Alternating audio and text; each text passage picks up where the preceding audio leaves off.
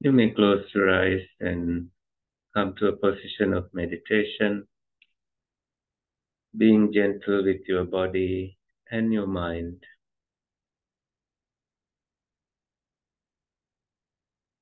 Inwardly and outwardly connected with everything, and you are leaning toward peace and calmness, tranquility and wisdom.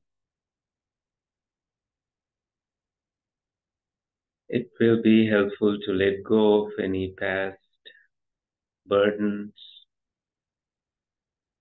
any future anxieties, and settling down here and now in this moment. You may notice your breath is happening now. You apply mindfulness to each experience of your breathing in and breathing out.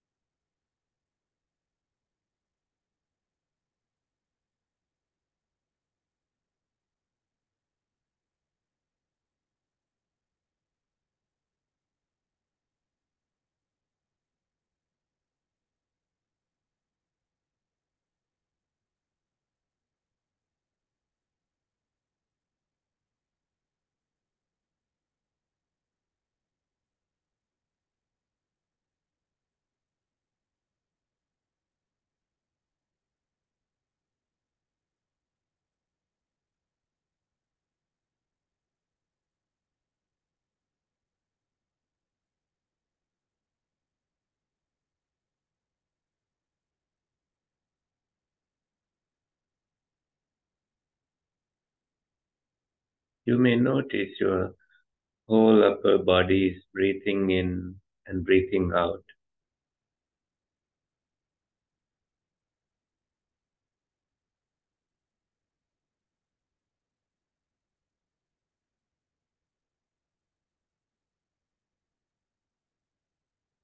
Or you can notice these sensations as they happen.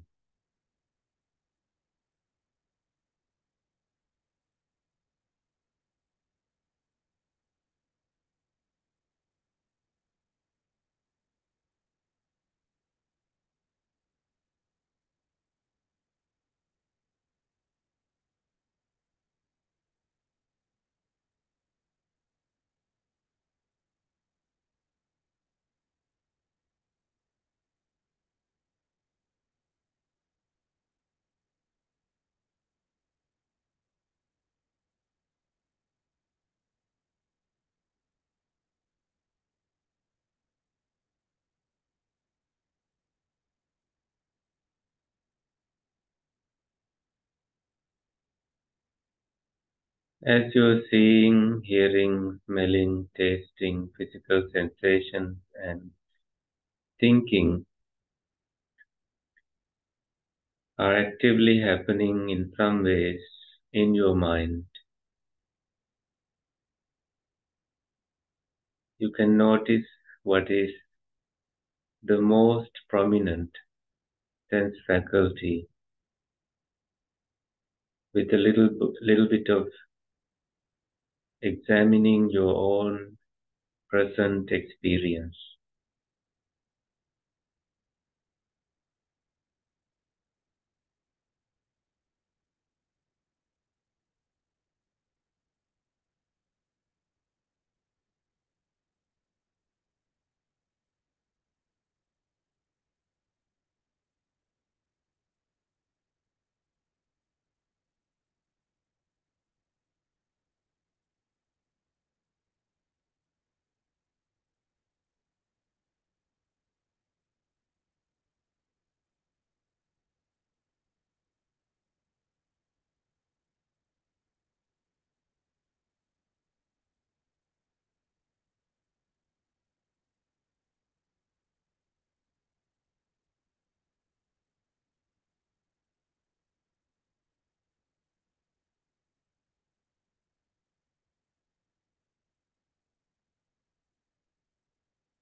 As you remain aware of your experiences, your attention may go back to your in breath and out breath,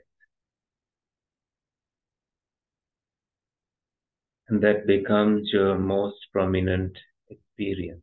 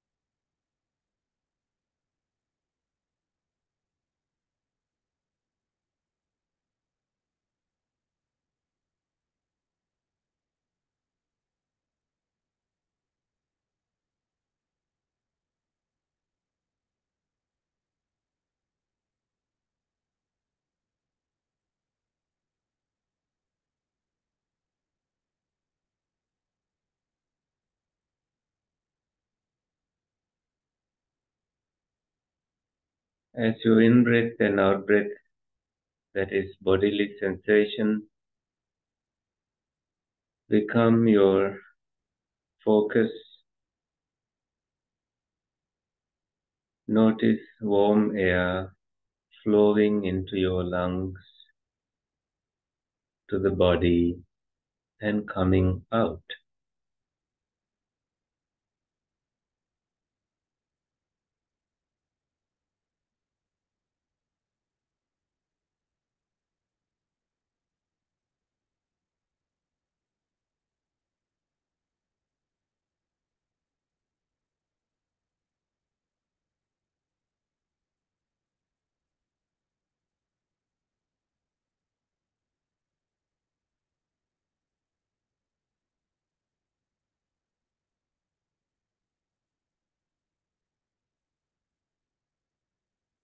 Unplugged from the outside world,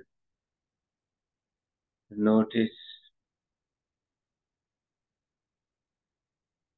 tranquility and peace, making space here in your present being.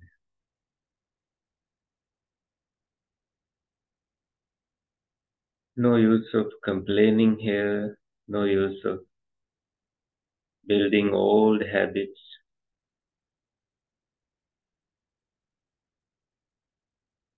or strengthening these old habits. You notice your thoughts coming and going.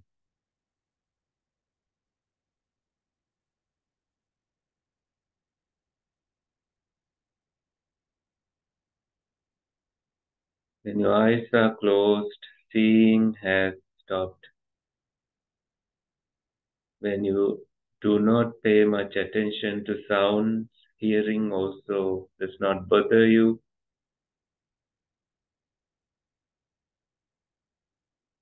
So at the end,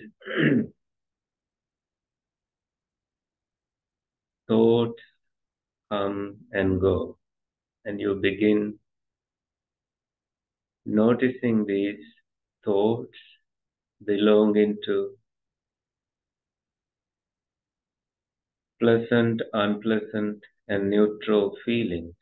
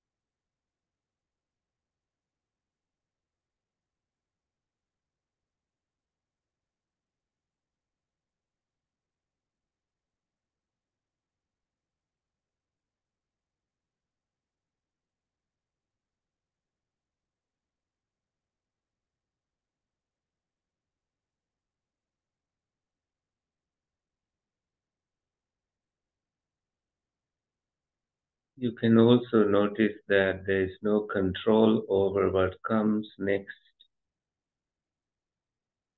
what becomes the most prominent sense faculty next.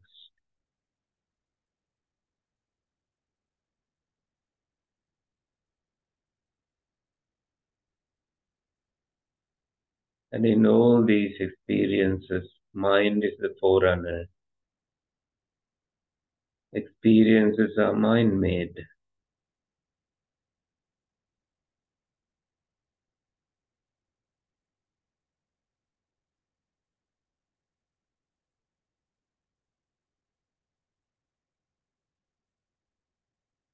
You may notice that pure mind brings harmony and peace. Impure mind brings unskillful thoughts.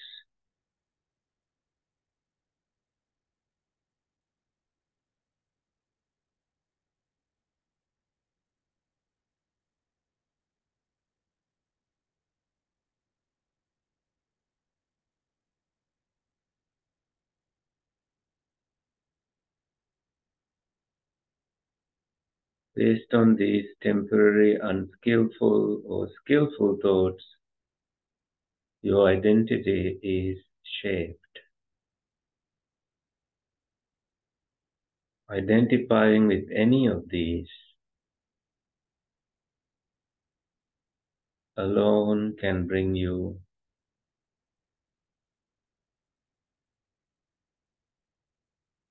trouble or peace.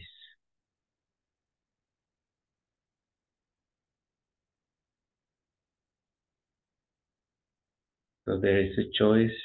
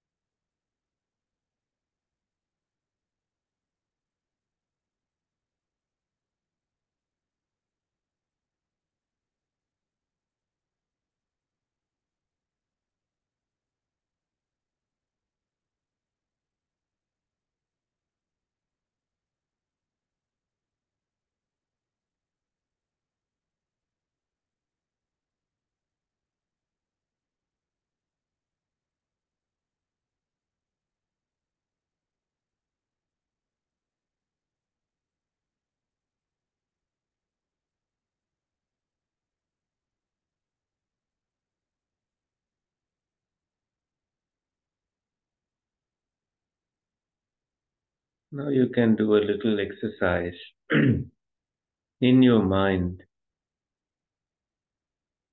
noticing thoughts of attachment, thoughts of aversion, thoughts of cruelty,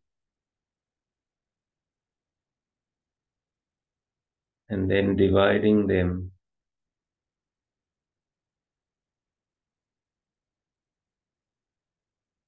to one side and separating thoughts of non attachment, thoughts of loving kindness, thoughts of non cruelty to another side.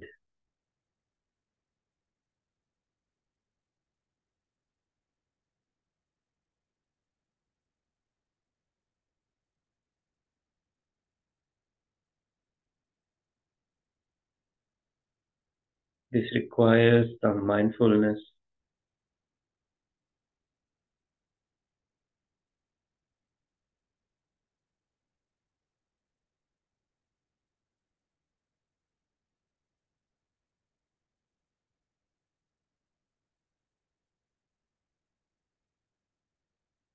You can compliment your mind yourself, saying, clever. You identified the thoughts of renunciation, thoughts of letting go, and notice any tension, any tightness, the disappearance of any tension, any tightness. Immediately after noticing the thoughts of renunciation, thoughts of letting go, thoughts of non attachment,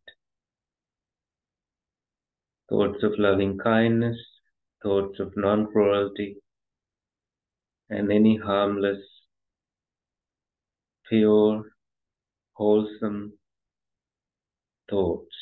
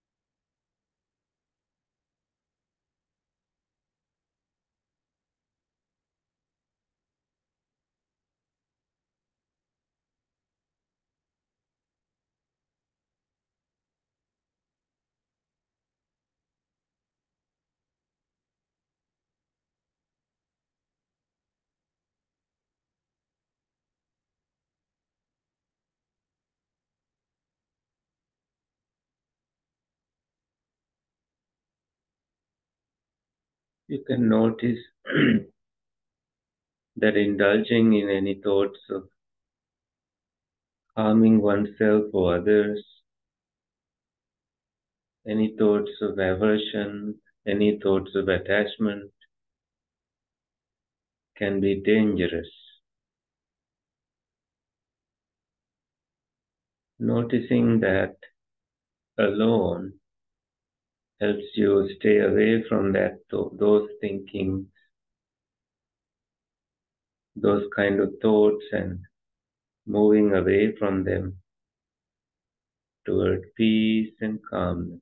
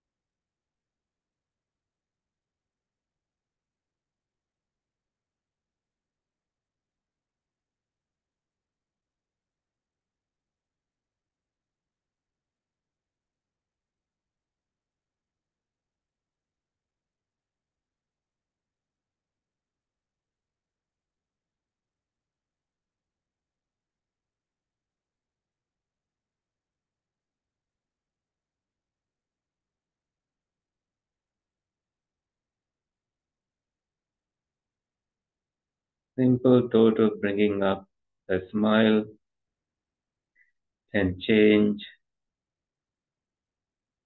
your present experience here and now.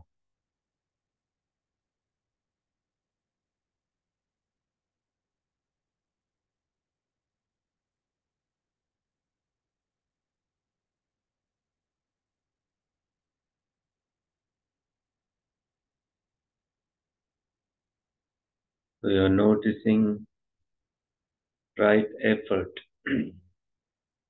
helping you guide your mind.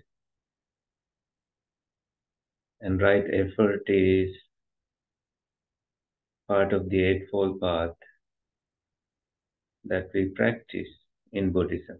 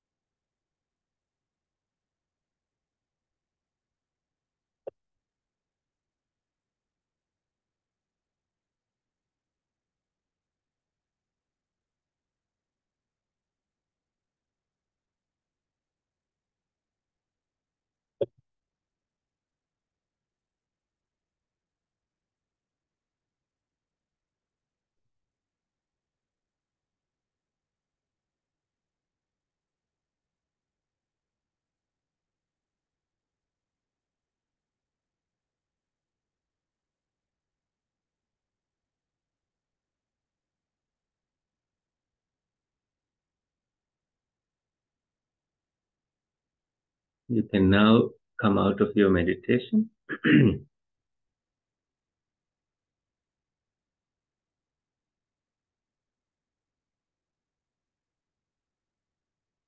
So today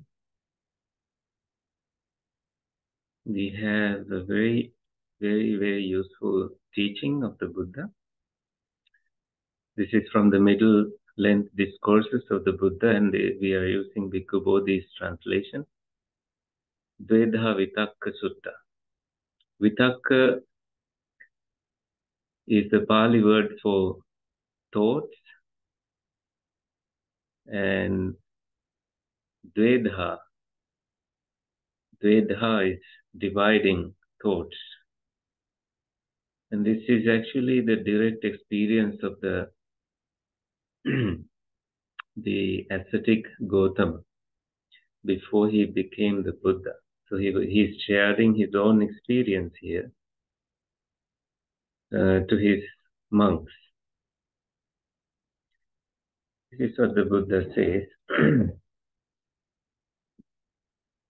Monks, before my enlightenment, while I was still only an unenlightened bodhisattva, so bodhisattva is someone aspiring to be the Buddha. They talk about bodhi heart, bodhi chitta. So bodhi is awakening, and bodhisattva. Sattva is a being who goes being born in many lives with that one goal of becoming enlightened and helping others to become enlightened. So while I was still only an unenlightened bodhisattva, he says, it occurred to me, suppose that I divide my thoughts into two classes. Then I set on one side thoughts of sensual desire, thoughts of ill will, and thoughts of cruelty. And I set on the other side thoughts of renunciation, thoughts of non-ill will, and thoughts of non-cruelty. So here, thoughts of sensual desire is kama vitakka. Thoughts of ill will is vyapada vitakka. And thoughts of cruelty is hinsa vitakka. Vihinsa is another word. So these three thoughts, thoughts of sensual desire can be the desire to indulge in any of the sensual faculties, and thoughts of ill will can be being irritated about people or annoying feelings. This person is annoying, this place is annoying, this sitting posture is annoying, this bed is annoying, this food is annoying, that is also building aversion in you. And thoughts of cruelty, wanting to take revenge, destroy someone or destroy oneself, these thoughts.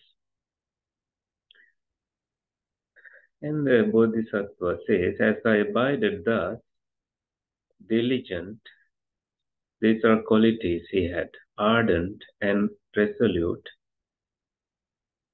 If a thought of sensual desire, a thought of sensual desire arose in me. So he was watching his mind, and a thought of sensual desire arose in me. I understood thus, this thought of sensual desire has arisen in me. This leads to my own affliction, to others' affliction, and to the affliction of both. So he is using thoughts again to think about what happens with this kind of thoughts. So what is an example for a thought of sensual desire? And how that example can affect oneself, others, and both.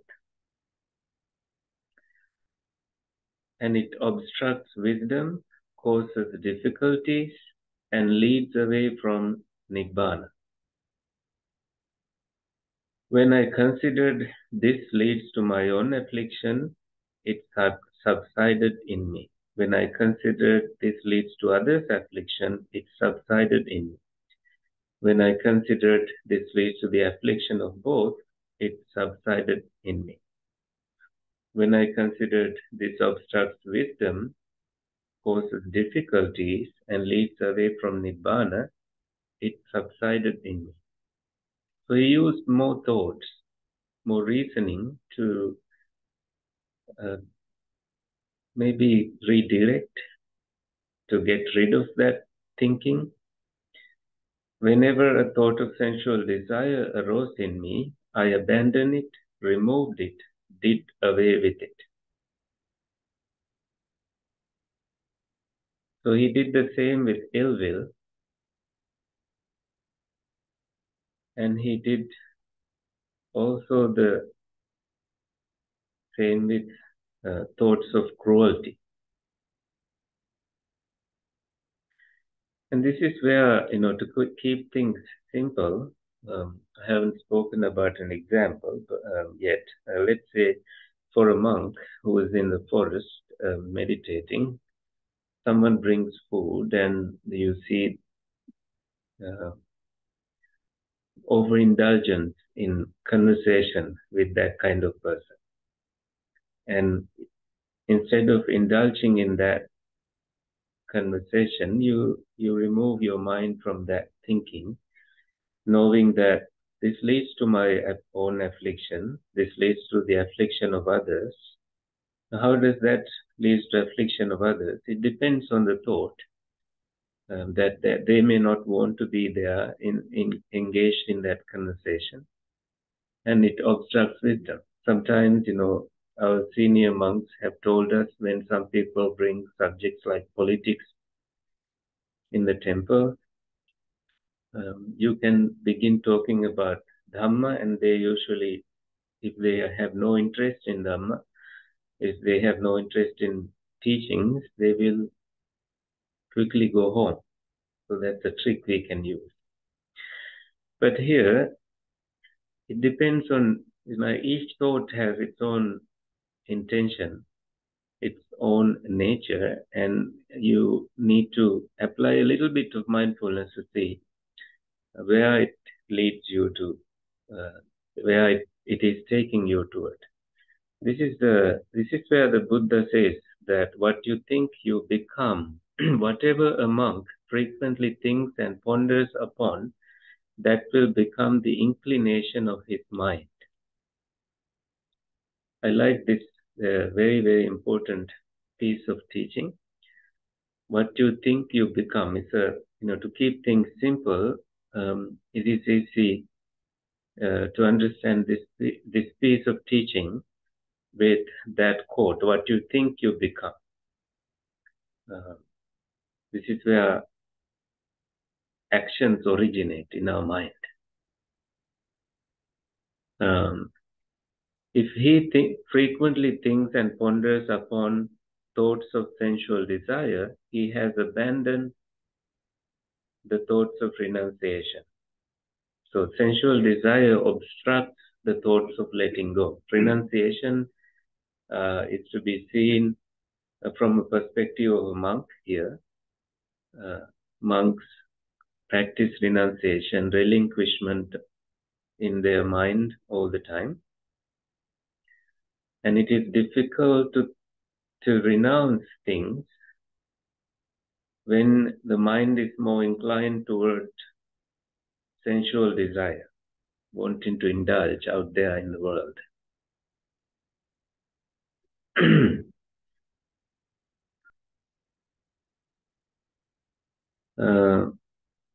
So same with, someone who is indulging in angry thoughts. If he frequently thinks and ponders upon thoughts of ill will,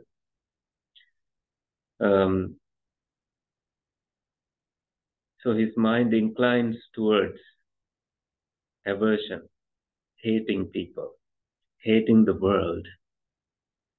That is because the thoughts the mind is full of thoughts of anger. And the same with thoughts of cruelty. Here in the West, people think of anger as a way of getting things done.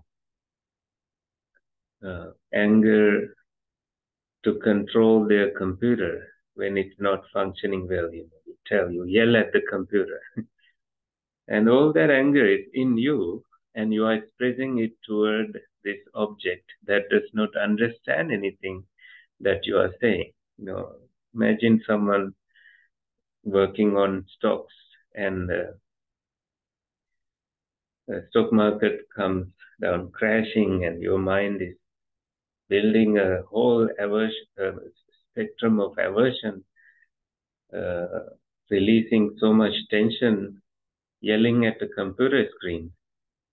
This is also like someone watching a tennis game, and your favorite player is not playing so well, and you are smashing the computer, the TV screen out of frustration. That TV screen didn't do anything to deserve that. So where was that built? It was built within one's own mind.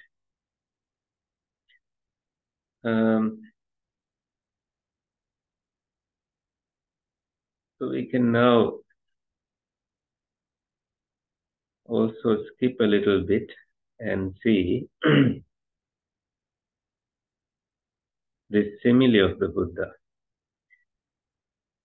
So this simile is speaking about some person who's looking after cows. This is a cow herd, and he has to lead his cows or guide them, discipline them, and continuously watch them, because in case any cow destroys someone else's property, that this person gets the blame. can be punished, can be imprisoned. So this is an example the Buddha used. And someone getting imprisoned or punished and all that is also seeing the disadvantages of your own thinking. If you think this way, these are the results. If you think this way, these are the results. You see, so this is a self-exercise. So when unwholesome states occurred, seeing their danger, degradation, defilement, defiling of the mind, and then seeing the blessing of letting go, blessing of cleansing the mind, purifying your mind. And now the mind is bright, pure, and unblemished. There's no, it's like a spotless, beautiful place. And I like to also bring the simile of a lotus here, that when the mind is given meditation, a time to meditate, it opens. And when the mind opens like a lotus, each layer brings more fragrance, more delicacy, beauty out in you. And it opens with the kind of wisdom that you are applying to each step of the way. It's like a lotus getting exposed to the sunlight and begins opening slowly, steadily, but beautifully. And outer layers of your mind has thoughts of cruelty, thoughts of ill will, thoughts of attachment. But when these outer layers open and inner layers are visible to you, the inner layers are more delicate and soft and has loving kindness, sweetness in them. That is how I like to look at mind opening. And mind opens as toward the end of this teaching, the Buddha talks about the jhanas, different stages of awakening, knowledges that one goes through as you experience meditation level.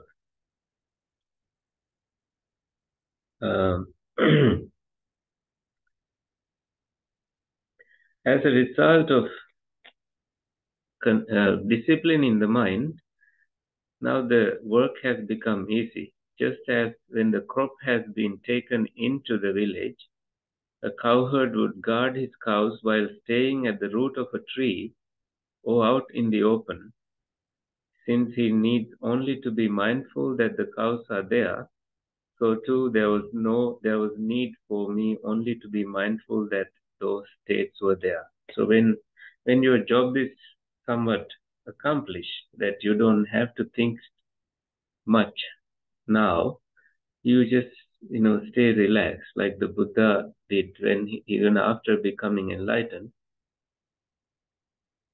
After becoming the Buddha, he did some meditation every day, so that he just had a peaceful abiding. That is how he liked to put it. But as he was meditating before becoming the Buddha, his job is done, in a way that his mind is now directed toward pure thoughts. There's no much effort. He says, tireless energy was aroused in me and unremitting mindfulness was established. My body was tranquil and untroubled, my mind concentrated and unified. So anyone who practices meditation knows that this can happen.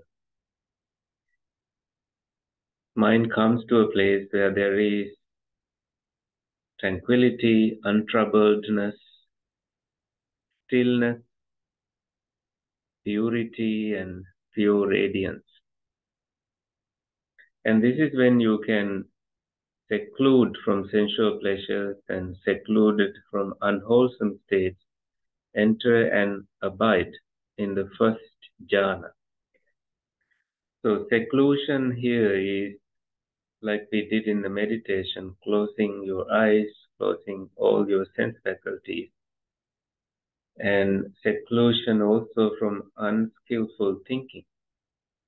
that kind of seclusion, not seclusion from everybody else. You may be living with a group of 3 billion people, but you can still come to a seclusion when you detach yourself from this kind of thinking.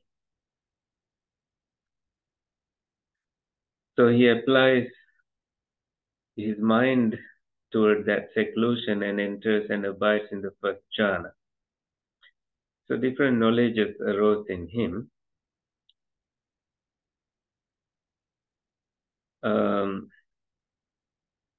I also said in the email that was shared that overthinking can happen in a person.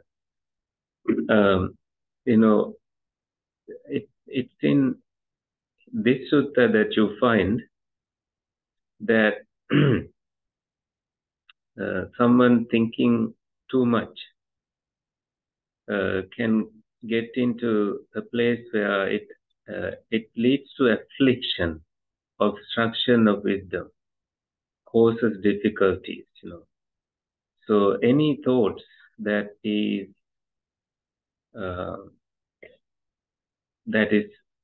not peaceful, that is controlling oneself and controlling others, and any thoughts that is about attachment, not I have seen this image of a person holding a rope, and that rope is pulling his hand towards something, and the tighter you hold that rope, there's bleeding happening in that person.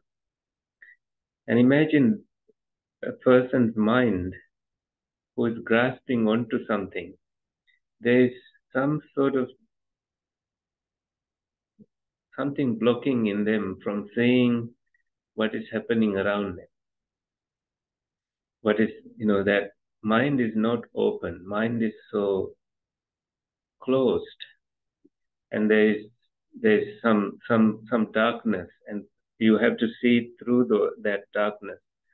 And it's very difficult when the mind is in that dark place. So what has happened in that person's mind is, gone in the direction of wherever the mind directed them to. Mind, it alone has troubled them so far to take them in the direction of not loving oneself and others, especially when you have loving kindness toward oneself. You are at ease. You see, any thoughts of aversion can be cruel. That is a way of being cruel to oneself. And it obstructs wisdom, causes difficulties, leads away from peace. Instead of looking at the word nibbana, you can say leads away from peace.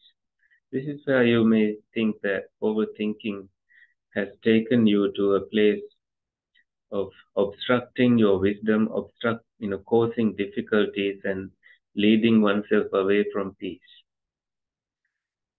All right, so I have been talking so much. Anything that you want to share?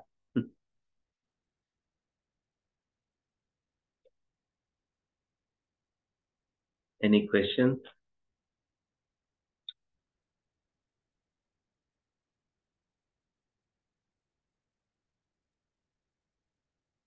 Thank you very much. It always is wonderful to have this meditation and the reminder to bring things back to sort of the middle path and loving kindness. I really appreciate your time. You're welcome, Lorraine. Yeah, I could tell that to follow the middle path is really hard because all these thoughts in reality pop up, constantly. Mm-hmm. Even in the past hour, I could observe my mind and sensuality, ill will, and cruelty. We do occur. Mm-hmm. So just being aware of that, you realize it's very, very hard. Mm-hmm. Yes, what you said is also interesting about that past 1 hour. So imagine how many hours of the day we spend with our mind alone in a room, and how far we travel with this mind. Mind travels very far to different places. There's a story about this young man whose uncle was an enlightened monk, and this young man was not so interested in meditation. So this young man thought, okay, I don't find my uncle monk's, I don't find this monastery useful to me. And he thought, he will, especially this young man tried to offer a set of robes to his uncle, and the uncle monk did not receive it, did not want the robes, saying, I have enough, give it, I don't need more robes. So the young man was upset, and he thought, okay, I'm going to leave this place and sell these robes, and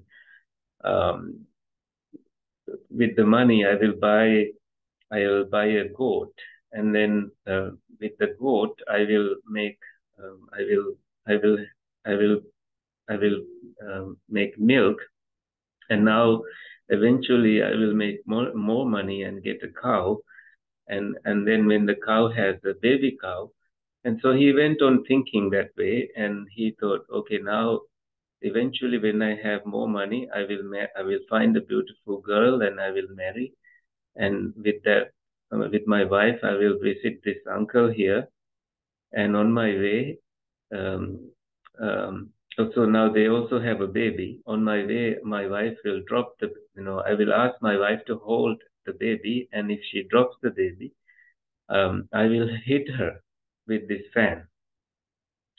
And he hit the uncle with the fan, Uncle Monk with the fan. So how far his mind went, and the Uncle Monk asked me, see, you thought of hitting this wife, but why did you hit me? Read mind. So the Uncle Monk was able to read the mind of this young man, and the young man was so embarrassed. He realized that the Uncle Monk had good intentions toward him, never had bad intentions, and he refused the robe because he actually did not need the robe. So sometimes somebody's actions may be interpreted differently in your mind. It's just a mind's creation. So these are things that can happen. This is just one example how mind travels far, lives invisible, and disciplining this mind is very, very important, and it brings peace to oneself. And when you are at peace, you are at peace with everything else. Without peace, you can't look for peace outside and bring it inside. It's a thing that you develop in here. I remember the first course of Pali, the first page was Chitang, Dantang, Gutang, Rakitang, Sangutang. Yeah. Mahato Ataya Samatang. Yeah. That's so important. Yeah. Because we don't realize that at every moment that we need to guard our mind. We need to protect our mind. We need to subdue our mind. Yeah. Right. That's so important. Chittan Dantan Sukhavahang. This is the teaching of the Buddha. Mind tamed brings sukha, blessings. So the Buddha goes on to give more similes in here, and he brings up more little pieces of teachings, but I did not want to overwhelm you with more instructions here. I thought, I can focus on just about that overthinking and what you think you become aspects, just to keep things simple. And so you can perhaps go back to revisit these suttas. And with this, you may also read the next sutta that is about stilling of unsettling thoughts, Vitakka Santana Sutta. It's also about Vitakka's thoughts. So number 19 and number 20 are put together. Although these are middle-length discourses, they are a little longer. Maybe when these were taught, the Buddha used all night to teach them to monks until they got it. So, but nowadays we don't talk teachings all night. Maybe we can try that here one day. I spoke with my parents this morning. We feel so much blessed to receive these teachings. Because nowadays in mainland China, it's very hard to listen to this kind of Dharma discourse. I mean, most of the temples are just giving religious rituals, but they don't give teaching the correct social behavior of people and mind of people. That's much, much needed. Yeah, correct social behavior comes from actually disciplining the mind. Disciplining the mind, exactly. That other saying that your thoughts become your words and your words become your actions.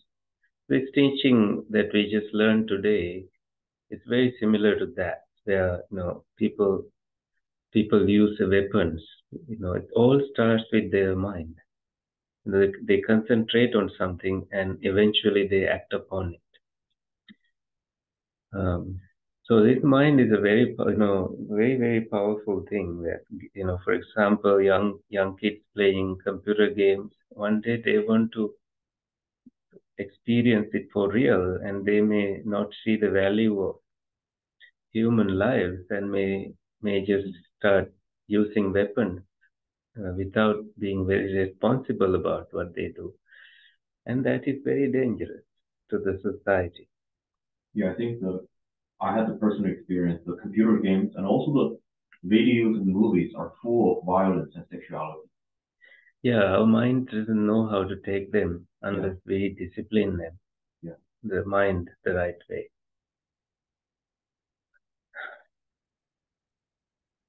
Maybe we can revisit these teachings again and again and learn more. But for today, this is it, and let's share some merits to end the program.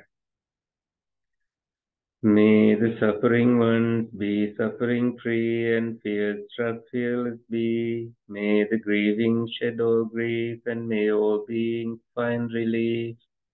May all beings share this merit that we have thus acquired for the acquisition of all kinds of happiness.